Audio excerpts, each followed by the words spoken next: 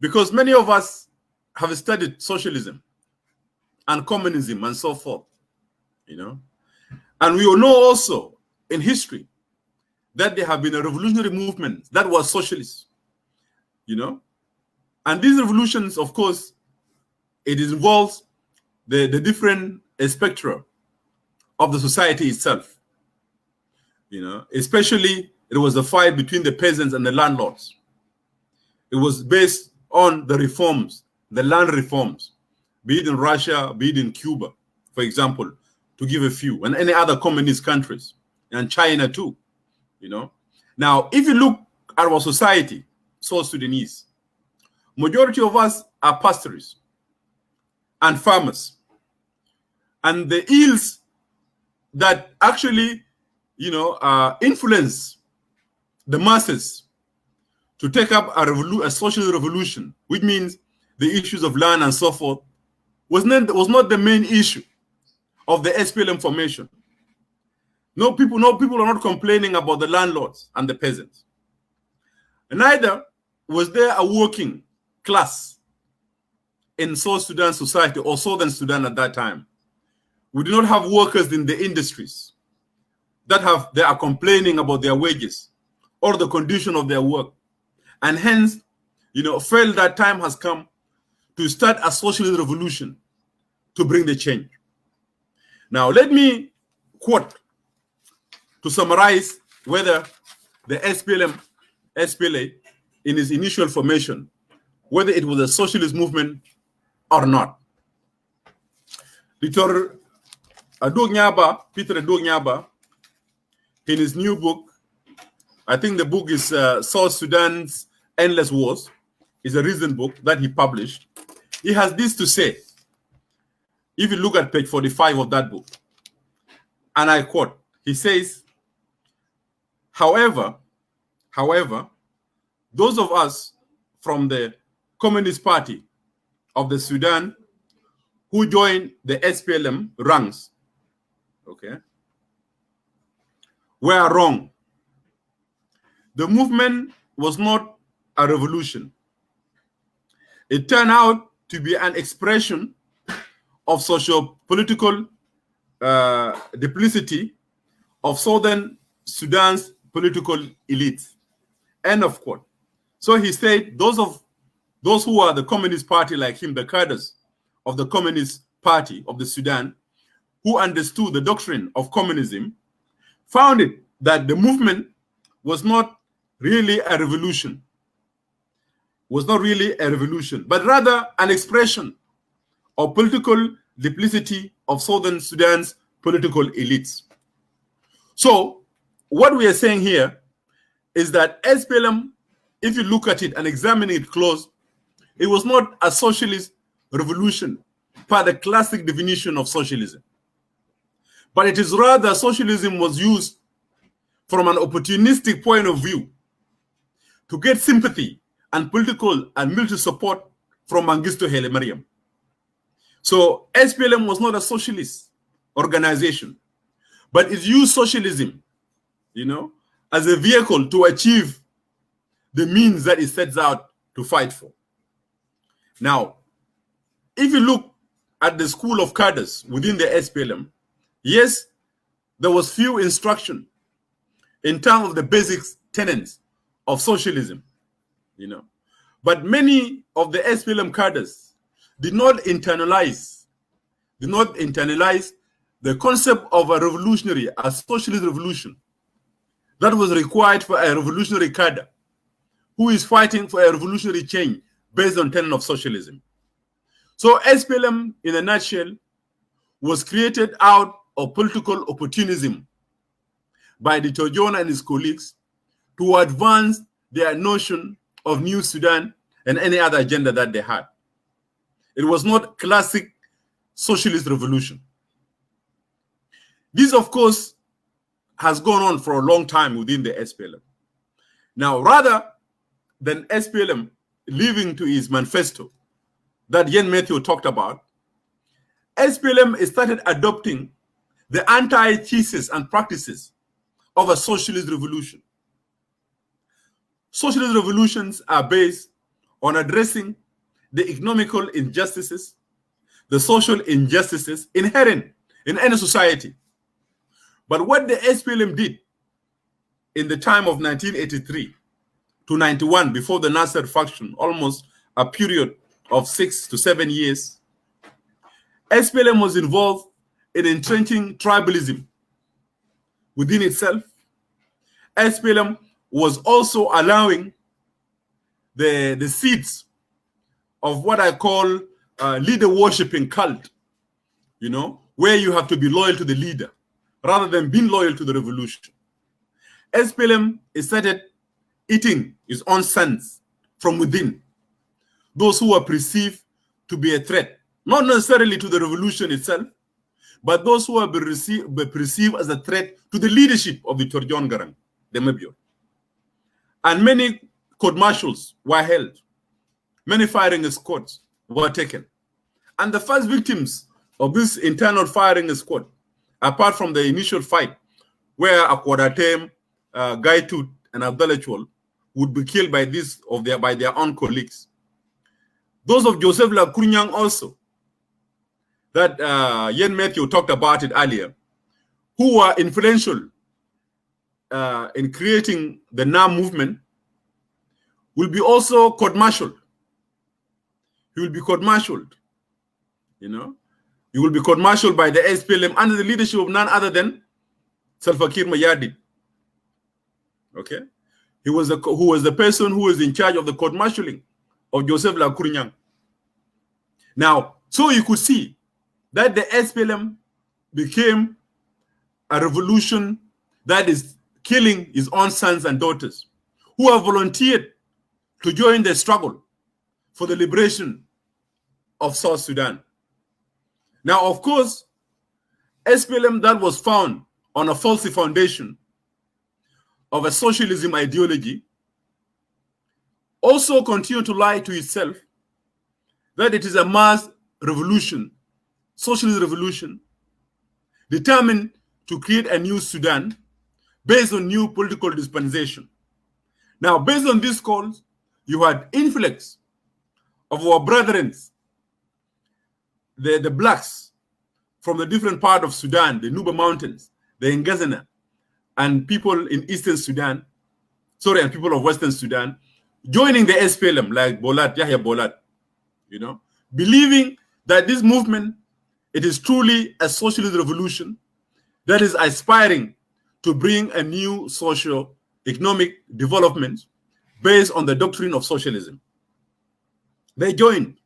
Now, Splm was caught in its lies again. It could not dissociate itself from South Sudanese separatists who have joined in their thousands and continue to form the majority of the fighting force in the SPLA. In the SPLM, those of you who used to listen to the SPLM radio, the songs that were sung by these revolutionaries during those days, there were separatist revolutionary songs. You remember songs like "Aula Dinuma Bakav Miyom Shakla, Chal Numud Malu, Wala Elazim, Chal Beden, Benego Magnala Bushamal." All these kind of songs. Malagal Ge Kosti, Ngunweda, Makuna Dan Junub. Junubin are calling that their borders is Kosti. They're singing Nala Bushamal. So you could see that majority of the masses that were fighting for the SPLM, the fighters were separatists. But yet the leadership on top of the Torjon Garang and others continue to say that, and Garang used to say this famous say.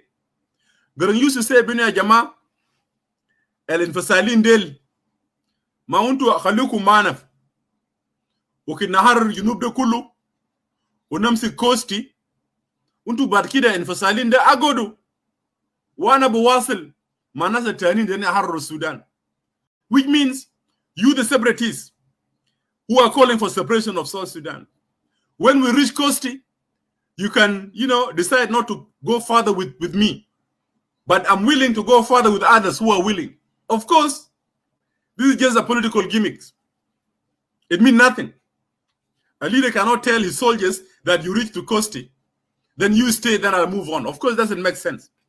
Because he's a political leader and a military leader. What he says goes.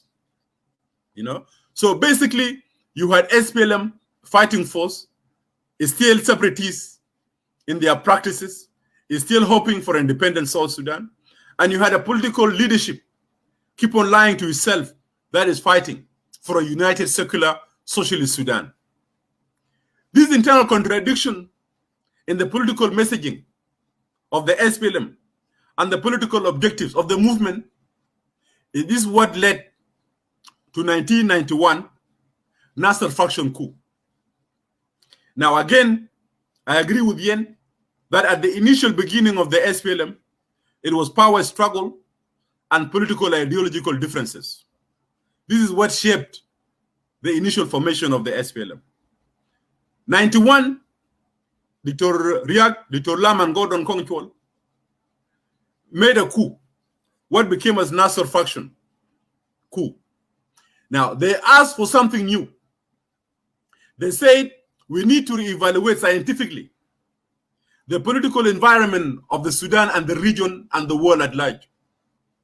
Communism and the communist camp has fallen.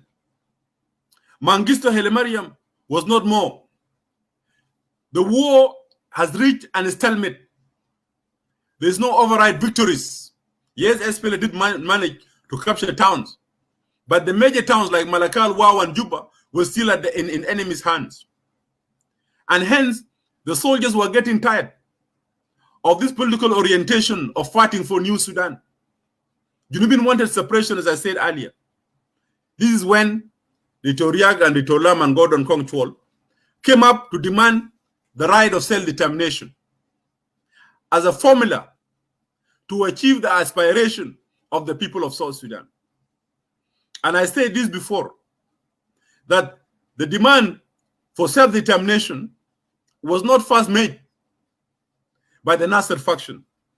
This was not the first time in the history of the Sudan, of Sudan and South Sudan that the right of self-determination was put as a slogan to resolve the political injustices that has been, meted against the people of South Sudan. It was first raised in 1959 by Agri Jaden. Agri Jaden was the father of right of self-determination to the people of South Sudan, where he said that the people of South Sudan, they have an inalienable right to determine their political and economical destiny. It was him who started that referendum, the right of self-determination. So the right of self-determination, the father of the right of self-determination in South Sudan political discourse was Agri Jaden. What Nasser faction did was to recap and reactivate that noble cause, that noble ideal, that noble, rallying call for the people of South Sudan on the right of self-determination. This did not go well with the SPLM.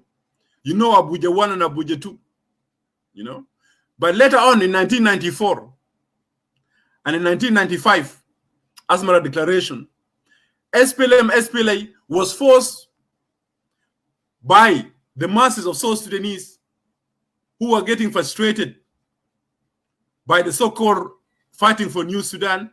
And in Asmara Declaration, 4 years after the Nasser faction, SPLM Torit faction and Editor John agreed that the right of self-determination should be accepted as a new model and as a new vehicle for resolving the political crisis and the question of Southernism. That was the time that the Torit faction adopted it. Now, the question that we may need to pose historically is whether the Nasser faction did achieve its objectives, which set them to make the coup against SPLM mainstream. Militarily, the coup may have not succeeded to absolutely topple Dr. John Garandemobure and get him out of power. But one thing for sure, the Nasser faction achieved a great victory And that will go down to them in the history of South Sudan. They have achieved that they have achieved the right of self-determination. That the right of self-determination they have introduced in 1991 became the vehicle upon which the people of South Sudan voted in a referendum to have their own homeland or to have their own fatherland. It is because first of the father of self-determination, Agri Jaden, who invented it in 1959. It was again thanks to the three generals and commanders, Litoriak, Litolam, and Gordon Kongchol, who brought it back to the political discourse of the Sudan. And as a result of it, South Sudan today is a free, independent republic because the people of South Sudan were able to exercise the right of their democratic rights of self-determination. So it is important, my dear compatriots, that before we judge the progress or the lack of it of the Splm as a political party, it is worth to know, as Yien has said, the ideological history of the Splm, so that we are able to judge them. Because when you look at the South Sudan economy today, is it a socialist economy? Is it a capitalist economy? Even the notion of New Sudan, what does it mean? Because New Sudan to me is a theoretical, political, I don't even call it ideology, hypothesis. And Yen may correct me, he's a linguist. There's a difference between hypothesis and theory. Hypothesis has to be proved in order for it to be a theory. So the notion of New Sudan remains a hypothetical philosophy. It has not even progressed into a theoretical philosophy, leave alone a political ideology upon which a country can be governed. So we are dealing with the symptoms of misrevolution, or what I call, political uprising. Because Splm, if we give a close analysis to it, Edward and Yen, it's not worth calling it a revolution really. It is a social uprising. Because a revolution must have a political doctrine and ideology. New Sudan is not an ideology. Neither is it a theory. It is only a hypothesis that up to now has not even developed, has not even passed the infancy of hypothesis to theory. So it is not even worth talking of New Sudan as a political and economical ideology to build a country on. And this is what brings me to the issue that the Splm so-called political elites are intellectually bankrupt. Because if they had a slightest political ideological orientation, be it socialist, be it communist, be it social democrats, be it capitalist, be it even anarchist, they would have understood the importance of political doctrine in spearheading a revolution. Okay. Splm, and this is not belittling it, the struggle that our people has fought for. But Splm has been actually created and established from infancy wrongly on false premises. That's why you see even the name Splm, as I said before in one of my videos, is a name that was borrowed from the Western Sahara, the Saharan People Liberation Movement, Yien Mathew, okay? Saharan People Liberation Movement was formed in 1978. So Comrade Bitarafi, Splm just copied, and called it Sudan People Liberation Movement rather than the Saharan. I said also even the flag of the Splm is a plagiary as well. The flag is actually a combination of a Kenyan flag and Yemeni flag. Leave alone that the name Splm was a political piracy, copied from the Saharan. The flag that we fly today in South Sudan is also a piracy and plagiarism of copying a Kenyan flag and putting a triangle of southern Yemen in it and calling it Alam New Sudan. You know, leave alone this. Today, as we talk, even the name Splm has not even changed. South Sudan is an independent republic, but we have a party that is calling itself Sudan People Liberation Movement. A party I keep on saying is in a wrong country, ruling a wrong country. Because if it's calling itself Sudan People Liberation Movement 9 years after the independence, then something is mentally wrong with the Splm leadership. They're not only bankrupt, I think, and I'm not insulting them, they're intellectually retarded. They are intellectually retarded. You cannot be calling yourself a governing party in an independent republic, a member of the United Nations, a member of the African Union, a member that is called the Republic of South Sudan. And yet, the president sits and he said, I'm the chairman of Sudan People Liberation Movement. It's really a joke. Moulana Emmnuel, are you using computer? I'm using computer, yes. There is a comment from Yien Mathew. It is better, please read it because I want you to make a comment. We don't need, that is one of very important comments. So, Muskila answering comment before my presentation, it will interrupt my flow of thought, Edward. So I think what you need to do is actually related to what you are saying. But actually, yeah, just I want to remind you. Anyhow, yeah, continue. Okay, you can write it down. Then also Sheglu Katira will not be able to bring it up here because if you don't mind. You know. So what I'm saying is that we had a movement that was built, you know, from the time of infancy on ideological philosophy that was false. That is calling for a socialist revolution. But when you're examining it closely, there's nothing socialist about it. It's not even close to socialism. You know, this is just an agenda that was used by Dr. John Garandamabur and his colleague just to get military and political support from Ethiopia, who are communists at that time. Also, we have shown that the Splm political elites have not yet even moved from the stage of political and ideological infancy, you know, to become a party that is mature, you know.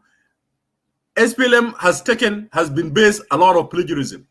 So what do we need to do now? So after giving this roadmap of showing you that Splm is neither a socialist organization, is not even a capitalist per se, is not even what, I don't even know what to call that kind of an animal.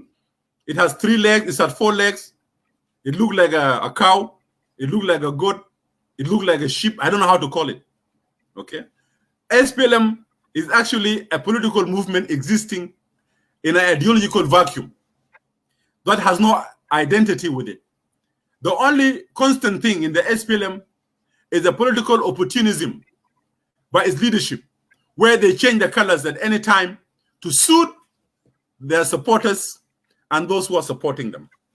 Now, if I want to go ahead, Edward even may allow me, you will find out that the lack of institutions within the Splm per se, the lack of political ideology, has created, you know, a vacuum, and that vacuum has been filled by what I call kleptocracy, nepotism, tribalism, psychophonism, cult worshipping ism, you know, with all these isms with it. So in that absence of political ideology and structures, political structures per se, you have the hyenas and the vultures coming in the 11th hour, taking the reign of the states, as you have witnessed now from 2011, including the Mu'tamar al-Watani cadres, who are yesterday fighting the Splm, are the one now determining the fate of the government of South Sudan under the Splm leadership. Because of lack of political ideology, Splm is non-existent per definition of classic political organization, or even movement as they claim to be. You know, let's ask ourselves, in absence of political ideology, what will be the economical roadmap of the Splm? Because if SPLM was a socialist movement, then they would have developed a comprehensive economical roadmap that is based on a socialist doctrine. What does that mean? The socialists do believe that economical sector in a socialist country should be guided and controlled by the government, until a time when the basic industry or industries have been developed. Now, if you look at South Sudan critically, there is no any social economical roadmap plan for the country. Now, by the way, South Sudan now believes in free market economy. Free market economy is antithesis of socialism itself. That's why I said earlier, this animal called SPLM, we don't know what it is really. We don't even know what to call it. It only changes its colors to suit the political elites and for them to continue. If SPLM was a socialist movement, by now, the government would have used and utilized the oil money for the building of industry in South Sudan. From 2011, South Sudan received no less than 50 billion US dollars. From 2005, sorry. No less than 50 billion US dollars from the oil. But there's not even a basic industry to create employment, to create workers that are needed for the social transformation of the lives of the people of South Sudan. Tomato is imported from Uganda. Fish is imported from Uganda. Shoe polishers are also imported from Uganda.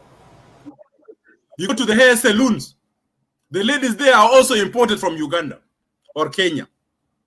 So there is no socialist economic base. The factors that do play in terms of developing socialism are not there. The parameters are not there. So Sudan is only a country now that consumes and does not manufacture anything. It has joined the East African community. What does it benefit from it? It has benefited nothing apart from having free, visas. But South Sudan has become a dumping ground for the goods from these countries, the East African countries. They're all being dumped to South Sudan.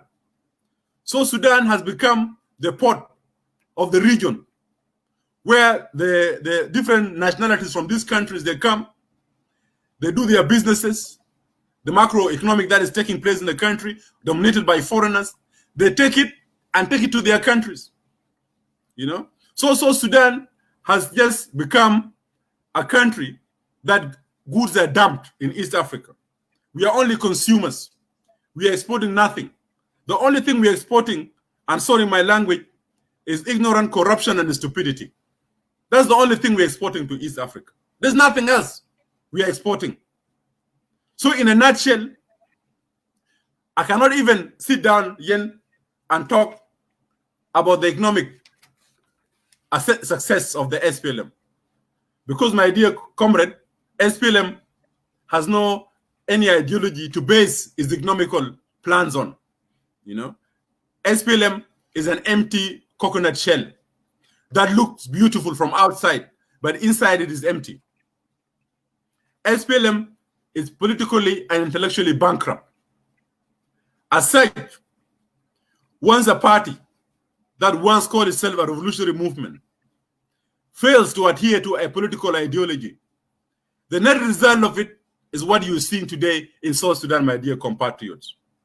Collapse of the economy, disintegration of our society, tribalism at the zenith. And that is why, the Jin Council of Elders, they have become, the kingmakers in South Sudan because of that political vacuum. You have a president also that does not have any ideological persuasion or orientation.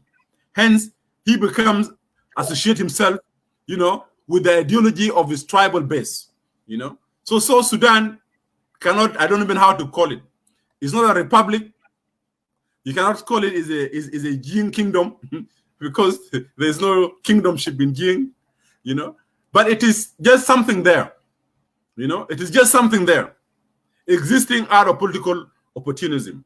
So, Edward, in a nutshell, I would like to submit to you and to the audience that after examining the historical context of the Splm, we found that Splm is not a socialist movement. Okay, Splm was created for the sake of an opportunistic window for those young men who rebelled against those of Akwadatem, so that Mengistu Haile Mariam could help them with the logistic, diplomatic, and political support. That is why we are not surprised that in absence of political ideology, our country, it is where it is today. Countries are run based on ideologies. They must not be. They are not. It's not necessary to be perfect. These ideologies, but these ideologies could become a vehicle, you know, of achieving a certain distance in socio-economic development of any nation. But when that is non-existent, then what happens? What replaces it? Tribalism, nepotism, cronism, you know, kleptocratic system, you know, and fascistic ideology of tribal dominance. And these are the symptoms, and these are not even symptoms. These are the diseases now that has infected the soul of our country, South Sudan. And until we have new generation that will base their political ideologies on scientific evaluation, critical scientific evaluation of the social and economical political ills in our country, South Sudan will not be able to stand on its feet as a nation where everybody will be proud of. So in a nutshell, Edward, this is what I have to say. And let me also later on take the questions that you have and also throw back the floor to you. Thank you.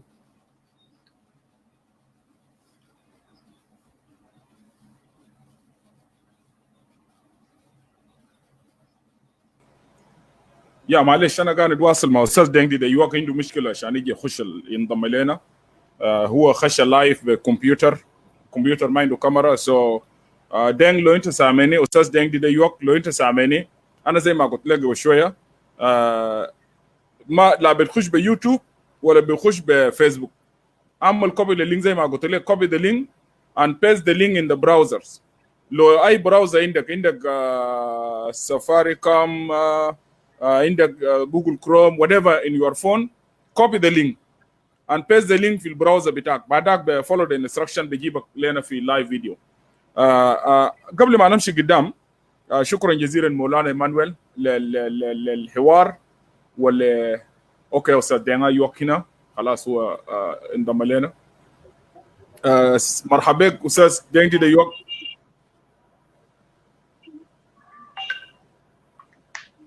شكرا لك كثير استاذ ادوارد.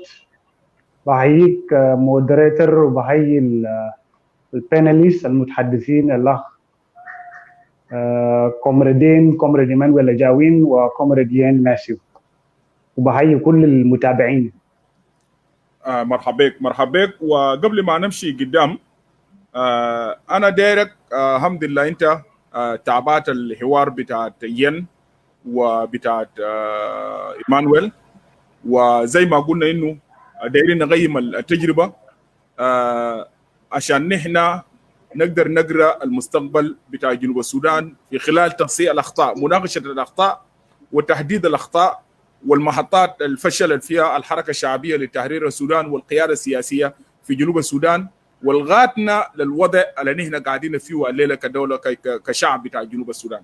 انا داير اديك فرصه برضو نديك فرصه نتحدث، تعمل تعليق على كلام اللي انت نازل المتحدثين، ومن هناك نحن نمشي قدام. لان عندنا 3 حلقات، عندنا الحلقه الاولى الليله والحلقه الثانيه وحلقه الثالثه. عندي 3 اسئله، وفي سؤال قبل كلام كان مولانا خدنا بالك كان بيقولوا لايمانويل، لكن برضو افتكر بنبقى نطرح بعد ما نديك فرصه. تفضل. اوكي، شكرا لك كثير وشكرا للمتابعين. اسمحوا لي بس انا استخدم اللغه الاخرى عشان انا عملت البحث حقي وعديت نفسي باللغه الثانيه. باللغه الانجليزيه. Don't worry, go ahead please. Okay, thank you very much. The topic is very interesting, and I thank you for coming up with this topic. The dilemma of reconciling between the claimed discourse by the SPLM and the reality on the ground. I have about 5 points here to share with you concerning the topic. I have listened to Mr. Yien Mathew and also Emmnuel Ajawin. So I would like to start from where Ustaz Yien stopped. He started by giving us a historical background of the SPLM. So I will say something briefly about the history of SPLM, and I will touch slightly on the new Sudan. So I have about 5 themes or 5 settings here for the topic. Number 1 would be a brief history or a brief historical background, and then I will say something briefly about the new Sudan. This is number 1. Number 2, I will touch something about the SPLM mission. Number 3, I will start evaluating the SPLM success during the liberation struggle. And number 4, I will go straight into the topic. How did the SPLM fall into what we call the dilemma of reconciling between the discourse, the claimed discourse, and the reality, which is the main topic that we are discussing right now in this forum. Number 5 will be the benedictions or the conclusions. So let me go through very quickly. We all know that SPLM was founded 37 years ago in 1983 as a continuation of long history of the Sudanese people's struggle against colonialisms, against subjugations, oppression, repression, injustice, and marginalizations. And when I say that the SPLM was formed as a continuation of a long historic Sudanese struggle, I mean to say that there were other political organizations and parties that were leading the struggle. Political parties like the Liberal Party, which was advocating for the right of self-determination for the people of Southern Sudan. And I may give another example like the Liberal Party, which was calling for the United Federal Sudan as a solution to the Sudanese political problems. And there are other political movements like the Southern Sudan Liberation Movement, the SSLM, with its military wing, the Anyanya, that was called the Anyanya one because it was followed by Anyanya 2. And these are just few examples to mention. So after the inception of the SPLM in 1983, the SPLM announced in its political declarations, or what is called manifesto, that it was fighting to bring about a new Sudan. A new Sudan that is a socialist, democratic, secular state based on the values of justice and equality and progress for all the Sudanese people. It was claimed to be a democratic, pluralistic Sudanese state where there is no discrimination against anyone on the basis of ethnicity, tribe, creed, gender, language, culture, or color. So briefly, let me touch on the vision of the SPLM. Briefly, the vision of the SPLM was an ideological call for the restructuring of the Sudanese state, as the leaders of SPLM claimed.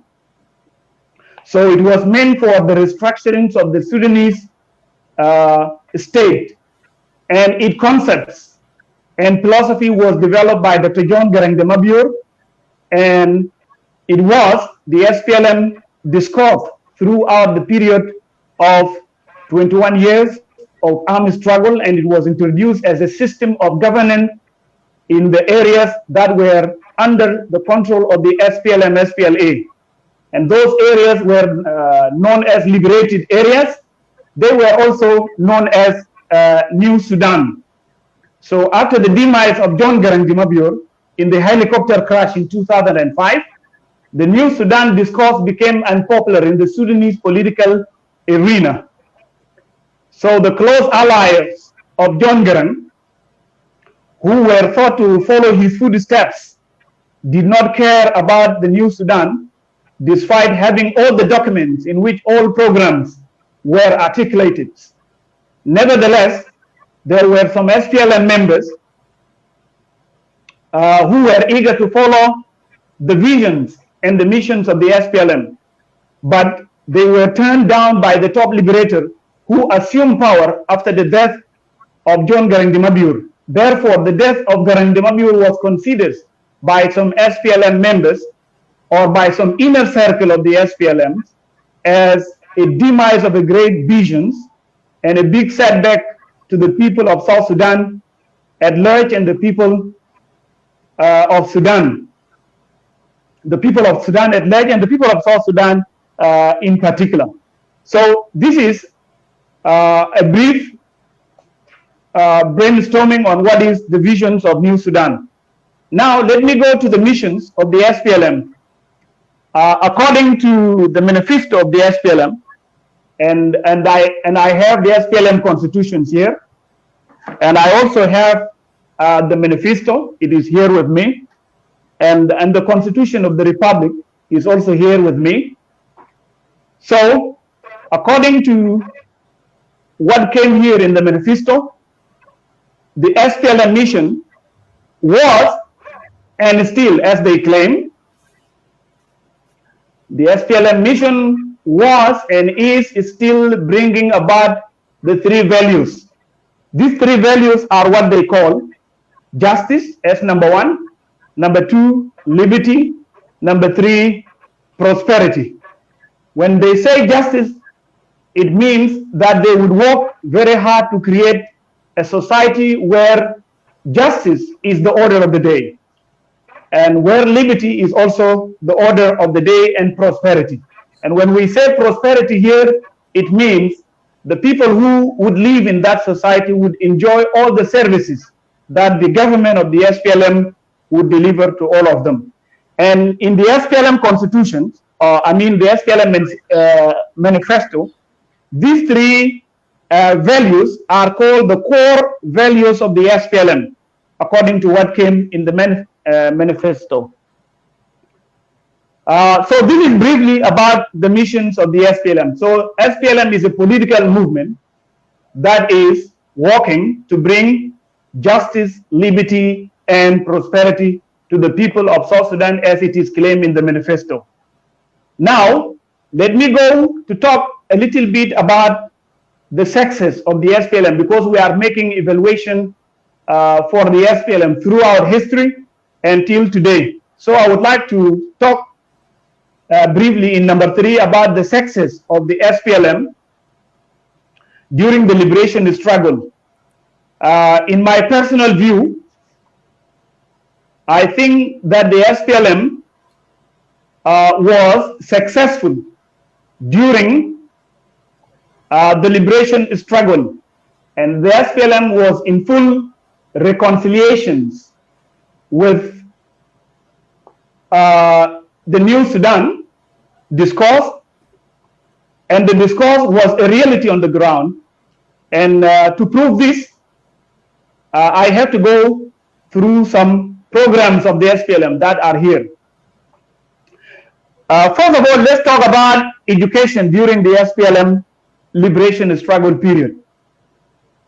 We know that we were waging a war against the successive governments of Khartoum, and SPLM adopted a policy of waging a war of liberation side by side with forming a civil government in South Sudan, or in the 5 areas that were called New Sudan. And the 5 areas are Equatoria, Bahr al-Ghazal, and then Upper Nile, followed by the two areas, that is South Kordofan and the Blue Nile.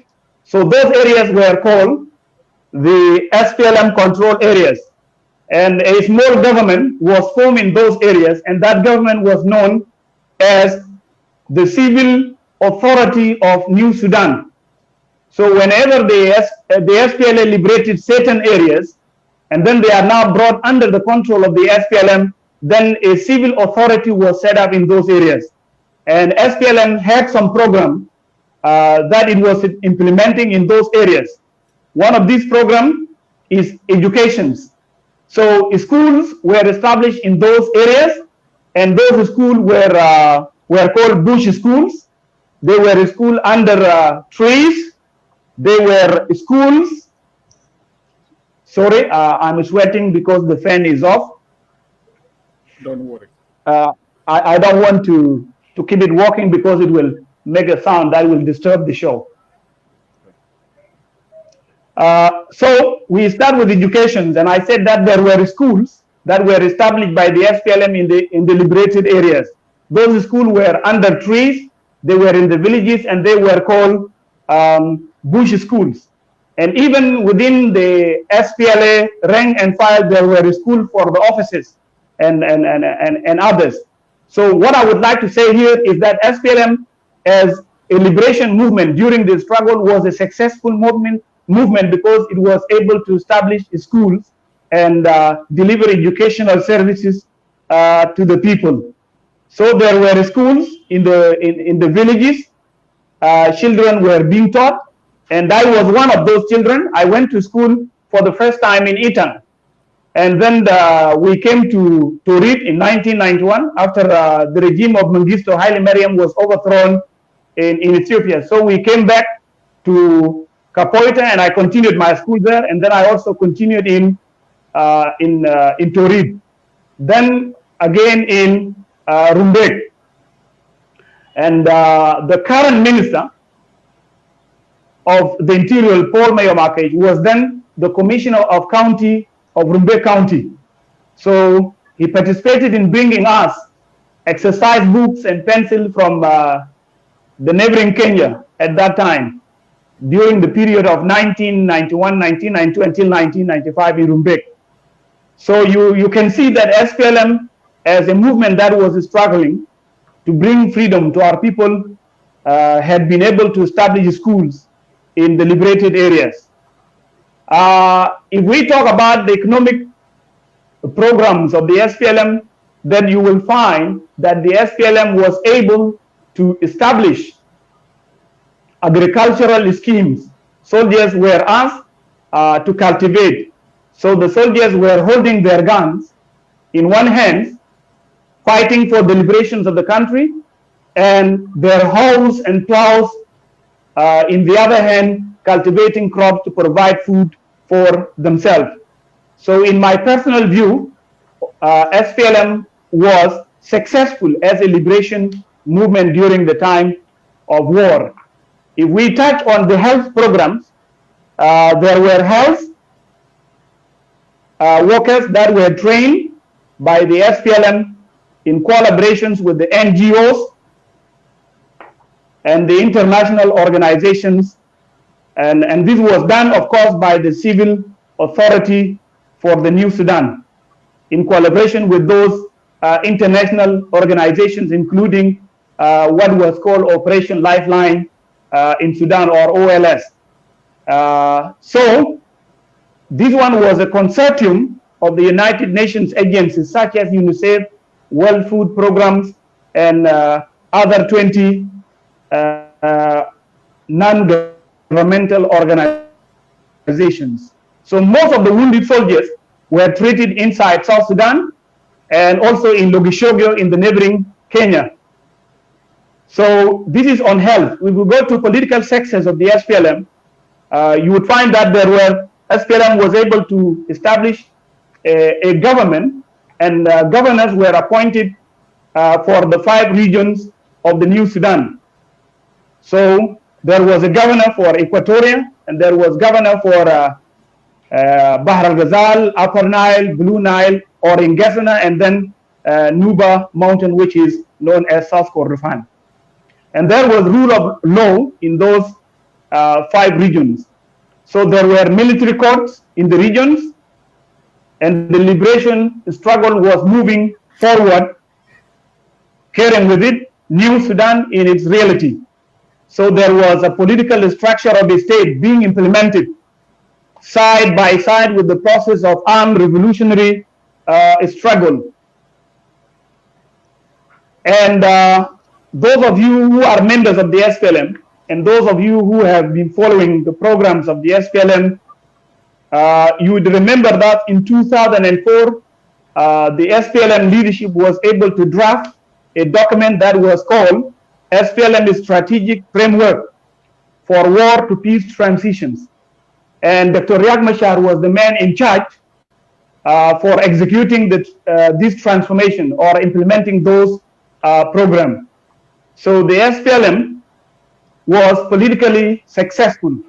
Diplomatically, the SPLM was also strong. It was moving in the region, in Africa, in the world, explaining the cause of the people of South Sudan to the region, to Africa, and to the world. And through the diplomatic campaign that was championed by the SPLM was recognized as a political movement that was fighting for a genuine cause of the people of Sudan, and it was then given the support it deserved. So during the negotiations with the government of Sudan in Kenya, I'm now coming to the peace process. So during that time, in the peace process, which were encouraged by the Intergovernmental Authority on Development, that is IGAD, as well as by IGAD partners, which was also a consortium of donor countries that included Troika, the SPLM has been able to achieve the following. My colleagues who talked before me touched on some of these things, and I'm going to say some of them very quickly. The SPLM has been able to achieve or guarantee the following. Number one, the SPLM has been able to guarantee the right of self-determination for the people of Southern Sudan during the negotiations in Kenya. Number two, they achieved something that was called popular consultation for the people of Nuba Mountains and Blue Nile that Yien Mathew touched on some minutes back. So the right of popular consultation for the people of the two areas of the former New Sudan was dishonored by Khartoum in 2011 when the people of Sudan, or when the people of the region that was called New Sudan, reached to a crossroad. So the agreement or the right of popular consultation was dishonored by the Khartoum government, and this one led to another civil war in Sudan. And as you are all aware, the Nuba people and the people of Blue Nile are now waging a war against Khartoum. So that is why the people of Nuba Mountains and the people of Engesna are still fighting today.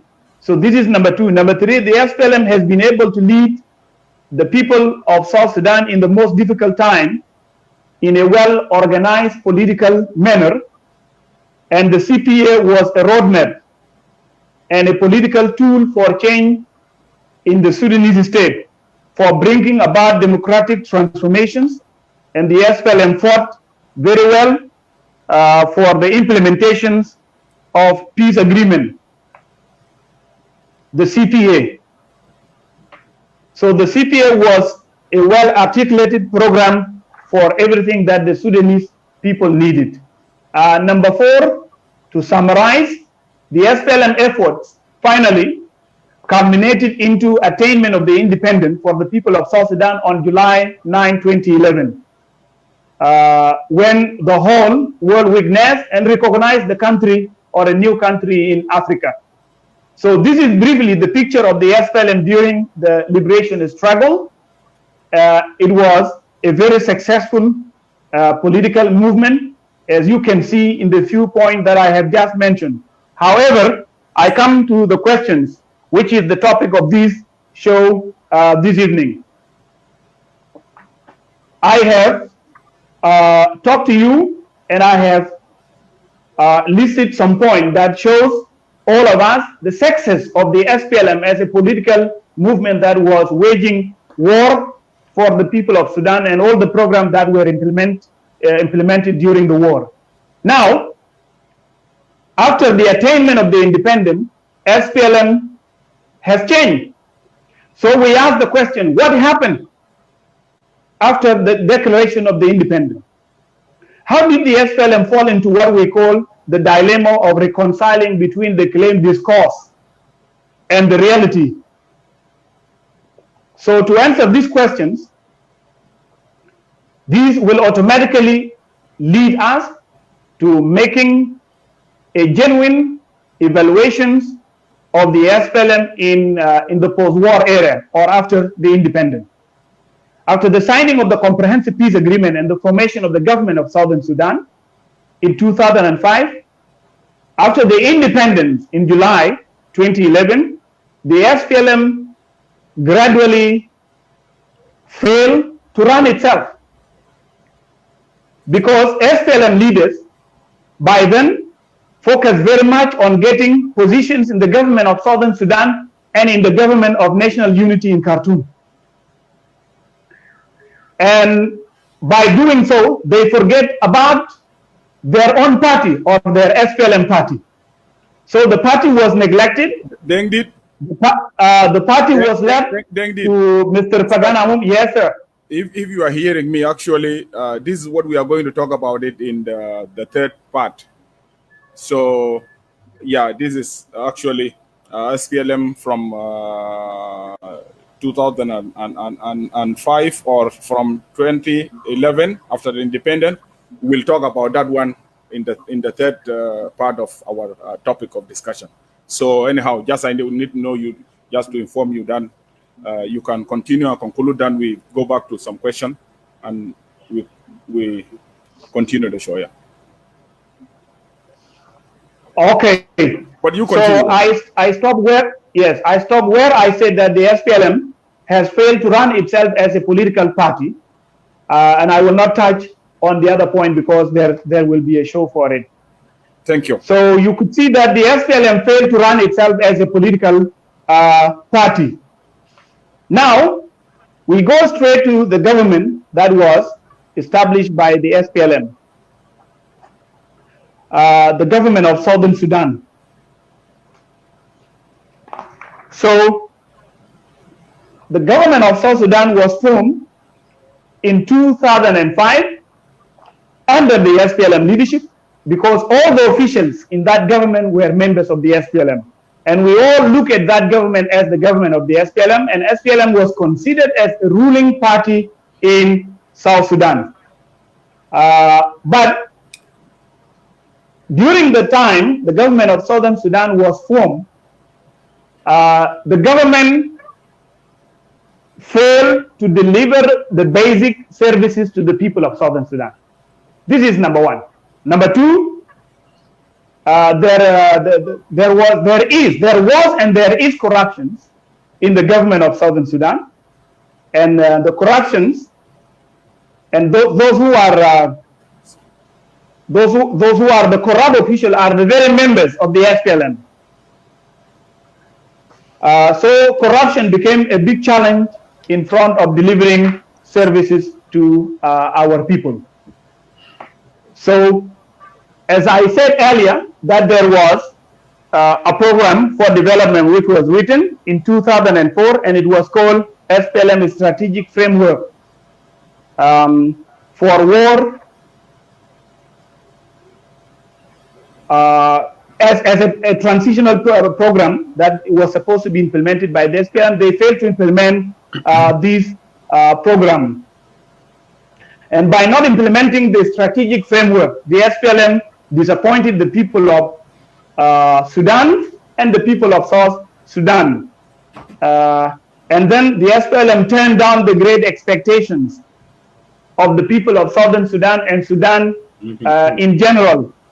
And the SPLM betrayed the promises of liberation struggle and the martyrs who died so that those programs were implemented. So according to the 2004 SPLM strategic framework document, the SPLM should have adopted and implemented economic development paradigm that emphasized growth through what they call rural development and transformations of traditional agriculture into modern agriculture. This is number one. Number two, the SPLM should have changed the urban base and center of focused development paradigm in favor of rural decentralized development according to the SPLM strategic framework. So the SPLM was supposed to take towns to the people in the rural areas, but the SPLM ended up taking towns to Nairobi, to Kampala, to Melbourne in Australia, to Victoria and other countries in the region. So this was a clear failure of the SPLM government. The SPLM was also supposed to emphasize and develop new ways of delivery of social services in the areas of health, education, clean water, constructions of windmills all over rural areas of South Sudan, and also building dams so that they generate hydroelectric power for rural towns as well as use of solar. But this was not implemented. The SPLM was also supposed to build physical infrastructure, roads, railways, river transport, telecommunication, and all tarmac roads across the country, but nothing was done. So you would understand here that the SPLM has completely failed. And as we talk now, there are no tarmac roads in South Sudan except one, that is the Juba-Nemuli road, and that road was not constructed by the SPLM government, but it was constructed by the government of the United States of America. The SPLM was supposed to adopt strategies and programs that were meant to restore and achieve dignity for the people of South Sudan, cultural programs, such as the developments of media, radio, TV, sports, development of, and then the developments of local languages, cultures of various communities, but this was not achieved. The SPLM also failed the people of South Sudan when it accepted to renegotiate the protocol on the resolutions of the conflict in Abyei area, signed in Naivasha in Kenya on May 26, 2004, with the National Congress Party in 2009 in Khartoum. Today, the issue of Abyei is still pending between the two Sudans, and the final status of Abyei is not yet known. And we see the people of Abyei being killed and attacked from time to time, and they are dying, and the SPLM is just silent. It is not even saying a word to condemn the killings in the area. So the SPLM failed in this regard, and Abyei remains as a pending area between the two countries as we talk today. The SPLM has also failed in making its discourse on fighting corruptions a reality. In 2007, the president of the government of Southern Sudan declared what was called zero tolerance against corruptions, but that one was not implemented. So corruption remained as a rampant phenomenon in the government of Southern Sudan until today. And the corrupt officials have not been taken to court. They just fire them, or they reappoint them to again work with the government of South Sudan. And these cycles continued from 2005 until today. So this one is a clear failure of the SPLM government. The SPLM also failed to maintain peace, to maintain security. I think Dengdit, to maintain 1 minute to conclude. Some of these we'll discuss them because we still have second part and the third part. So those points you are mentioning now, we can keep them to the coming episode. So let me give you 2 minutes so you can conclude. Then we go to ask question and close the show. Yeah.